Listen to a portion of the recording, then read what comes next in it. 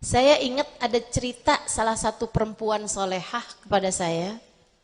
Orang sini, orang Indonesia. Saya sekarang jadi ingat nih sama cerita ini. Cerita yang sangat-sangat menarik. Dia bilang, saya ustazah, berapa tahun silam lagi masih belum musim, belum ada telepon genggam. Kayak 20-an, 25, 30-an tahun lalu gitu. Ya sekarang usia beliau sekitar 60-an ya. Di zaman beliau muda lagi, 30-an tahun. Dia itu ceritanya nikah sama, dia orang Indonesia ya. Dia nikah sama orang Saudi Arabia. Sama orang Mekah. Satu waktu dia pulang ke Indonesia. Habis pulang ke Indonesia, karena memang suaminya di sana, dia kemudian berangkat lagi ke sana. Nyampe di sana, dia masuk ke apartemennya, gitu kan? Tahu-tahu dia dapat surat dari suaminya. Suaminya menyatakan kepada dia bahwa suaminya menceraikan dia. Jadi sekarang dia nih harus menjalani iddah. Sebatang kara sendirian di negeri orang. Di apartemen. Memang mereka kan tinggalnya kan di apartemen semua tuh.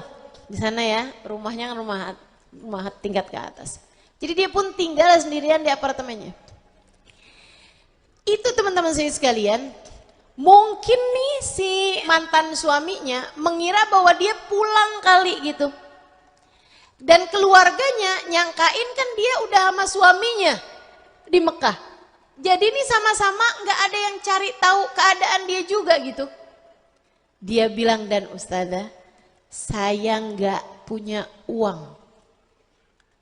Saya gak punya apa-apa. Dan saya sekarang mesti jalanin iddah untuk tidak keluar rumah. Saya tahu saya sekarang adalah seorang janda, diceraikan oleh suami saya, dan saya sekarang sendirian di negeri orang. Dia bilang, saya sempat galau, nangis-nangis, tapi habis itu saya mikir, ya Allah, orang bisa meninggalkan saya, tapi saya tahu engkau tak akan pernah meninggalkan saya. Orang tua saya nggak tahu saya sekarang ada di mana. Mereka keluarga saya di Indonesia nyangkain saya bersama suami saya. Suami saya mantan ya, dia nyangkain saya pulang kembali ke negeri saya. Dia bilang, sekarang ini saya sendirian, akan tetapi saya tahu ya Allah, engkau tahu keberadaan saya. Ibu-ibu sekalian, dia sehari, 2 hari, makanan yang dia punya habis. Dia udah sempat beli gitu ya, dengan sisa uang yang dia punya, terus habis itu habis. Hari besoknya, itu dia udah bener-bener gak punya makanan, gak punya apa-apa. Dan dia tahu orang iddah harus ada di dalam rumah. Jadi dia pun sendirian. Apa yang dia lakukan? Dia munajat sama Allah Subhanahu wa taala, ya Allah, ya Allah. Sempet tuh dia bilang, hati saya tuh kayak ngajakin aja, keluar aja, pergiin rumah mantan suami kamu, seenggaknya kamu minta untuk nantinya gimana, gitu kan ya, nafkahnya ini apa segala macem lah gitu, segala macem nih dia punya pikiran. Tapi terus dia pikir gini, manusia bisa buat apa? Urusan saya sama Allah Subhanahu wa taala. Orang nggak tahu saya ada di mana, tapi Allah tahu saya ada di mana. Ibu-ibu sekalian, imannya dia bilang, kenapa saya harus khawatir urusan rezeki? Urusan makanan saya. Saya di dalam rahim ibu saya aja Allah datengin kok rezeki saya. Betul gak? Bu, Dek, Kak, kamu dalam perut ibu kamu pernah kelaparan gak? Enggak pernah. Kamu dalam perut ibu kamu pernah stres nggak? Nggak pernah. Kamu dalam perut ibu kamu pernah marah-marah nggak? Urusan duit, urusan rezeki, nggak pernah. Allah sampaikan rezeki kepadamu, sedangkan kamu berada dalam rahim ibumu. Sekarang kamu udah ada di atas muka bumi, kamu pikir rezekimu pindah gitu sumbernya, nggak lagi dari Allah Subhanahu Wa Taala. Nggak pernah dek, nggak pernah bu. Rezekimu dari Allah, dari Allah. Bahkan beras yang ada di dapurmu belum tentu jadi rezekimu. Apa yang akan kamu makan nanti malam, kamu nggak tahu. Apa yang akan kamu makan nanti siang, kamu nggak tahu. Allah tahu. Maka kata para ulama, jika bahkan kamu nggak tahu alamat rezekimu, tenang aja, rezekimu tahu alamatmu. Gak akan pernah tertukar, tidak akan pernah salah alamat, tidak akan pernah nyasar. Yang jadi rezekimu pasti akan sampai kepadamu. Hilangkanlah segala keraguan-raguanmu itu. Enggak usah. Tapi ustazah, bukannya selama ini nafkah itu wajib bagi suami? Suamimu bisa jadi adalah jalan rezekimu, tapi bisa jadi juga enggak. Teman-teman sekalian, kamu di majelis kadang dapat rezekinya dari majelis, ada dikasih kue, ya kan ya. Kadang-kadang juga kamu nggak ada rezeki juga dari majelis, karena memang nggak pernah tahu, nggak kebagian barangkali itu kan ceritanya. Sehingga sekalian saya muliakan, dan kadang-kadang nih ya, kadang-kadang di majelis pas ada dibagiin makanan tuh, kamu liatin tuh, ih kroket, kamu seneng banget tuh ceritanya, pastel, donat, akhirnya kamu ambil, kamu masukin ke tas, kamu pikir itu rezeki kamu, tahu-tahu lupa, inget-inget baru 3 hari kemudian, pas mau pergi ke pengajian, buka tas kok bau gitu. Masya Allah. Pernah begitu? Oh berarti ini nih yang tukang ambil makanan. Masya Allah, Masya Allah. Itu tuh bu tuh. Kalau bukan rezekimu gak bakalan bisa sampai ke dalam perutmu. Gak bisa. Mau udah ada di tanganmu, mau udah ada di tas kamu, kalau udah bukan rezeki kamu, gak akan pernah bisa sampai padamu. Ini yang difahami nih sama teman saya yang cerita ini. Dia bilang, saya pun mulai, saya bilang, ya Allah, ya Allah, ya Allah. Saya zikir, saya sholawatan, saya sibuk-sibuk sendiri aja, saya bersih-bersihin apartemen saya mandi, udah saya kerjain aja apa yang mesti saya kerjain. Dia bilang sampai waktu makan siang saya nggak punya makanan apa-apa. Mulai ini kalau orang hatinya nggak kuat-kuat imannya nih, udah kabur ini ya, udah bakalan nyari apa atau bahkan ngemis.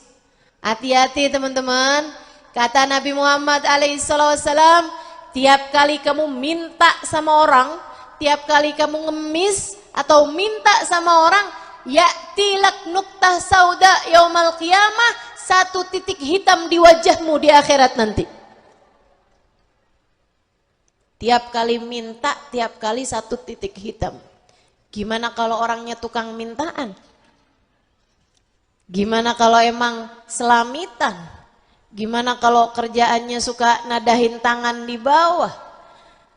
Ya Allah, mudah-mudahan Allah jadikan kita beriman dengan sebenar-benarnya keimanan. Teman-teman saya sekalian, akhirnya dia pun tungguin aja rezeki dari Allah Subhanahu Wa Taala. Bener dong. Nggak lama kemudian ada yang ketuk pintu. Dia ngintip dari, ada tuh biasanya kalau di apartemen atau hotel suka ada lobang, bisa ya. Itu dari dalam bisa ngelihat yang di luar nggak bisa ngelihat yang di dalam. Jadi dia bisa ngelihat dari lubang tersebut, ternyata seorang laki-laki. Dia nggak mau dong bukain. Saya perempuan, saya sedang iddah, saya nggak mau bukain pintu untuk laki-laki yang bukan mahram saya. Akhirnya terus dia diem aja, nggak mau bukain pintu. Terus gedor lagi dari luar. Dia nggak mau bukain pintu. Dari yang asalnya ketuk gitu ya, dia nggak bukain pintu. Akhirnya orang tersebut ngedor gitu, yang di luar itu. Dia tetap nggak mau bukain pintu. Saya nggak mau ngerjain sesuatu yang nggak dihalalkan sama Allah. Saya mau menjaga diri, saya nggak mau ketemu sama laki-laki yang bukan mahram saya. Itu padahal udah lapar teman-teman. Dia bilang yang ngasih rezeki saya Allah, saya nggak mau urusan-urusan sama manusia, saya mau Allah aja. Jadi sekalian saya muliakan. Habis itu dia masuk lagi ke dalam, dia sholawatan apa segala macam gitu. Tahu-taunya orang tadi tuh gedor lagi, dia nggak bukain pintu, akhirnya ada surat masuk ke bawah. Ke bawah pintu itu ya, ada surat masuk. Dia pun buka surat tersebut, isi suratnya kayak begini nih. Maafkan saya, tapi saya ini adalah seseorang yang tinggal di atas apartemen kamu. Dia bilang saya beberapa waktu yang lalu bernadar. Kalau urusan saya yang ini tuh bagus, berhasil gitu ya. Dia ada satu project atau apa gitu. Dia bilang kalau urusan saya ini berhasil, saya akan ngasih orang di bawah apartemen saya senilai sekian juta gitu. Cara Allah ngasih rezeki sama hambanya itu emang luar biasa teman-teman. Luar biasa. Maka yang harus kamu angkat itu emang keraguannya masalahnya. Dia bilang dan tadi malam, kemarin dia bilang ini usaha saya ini mendapatkan hasilnya. Jadi hari ini saya melaksanakan nadar saya tersebut. Bukalah pintunya, saya tahu mungkin kamu adalah seorang perempuan yang tidak mau berjumpa dengan laki-laki. Dia bilang saya taruh semuanya di depan pintu rumahmu. Terima kasih dan saya sudah melaksanakan nadar saya. Wassalamualaikum warahmatullahi wabarakatuh. Dia buka teman-teman, pintunya itu semua bekal makanan dari beras, daging, semuanya ada di depan pintu rumahnya, termasuk uang dalam nilai jutaan rupiah gitu ya, tapi itu pakai uang real itu kan, gitu di dalam amplop di depan pintu kamarnya. Jadi andai kamu tidak tahu alamat kamu sekalipun, tenang aja, Allah tahu alamatmu. Kamu nggak tahu alamat rezekimu, Allah tahu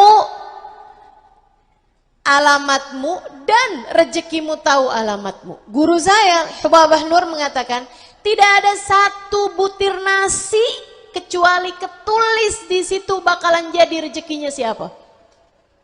Nggak ada satu biji kurma kecuali ketulis di situ bakalan jadi rezekinya siapa. Nggak akan pernah bertukar, nggak akan pernah tertukar.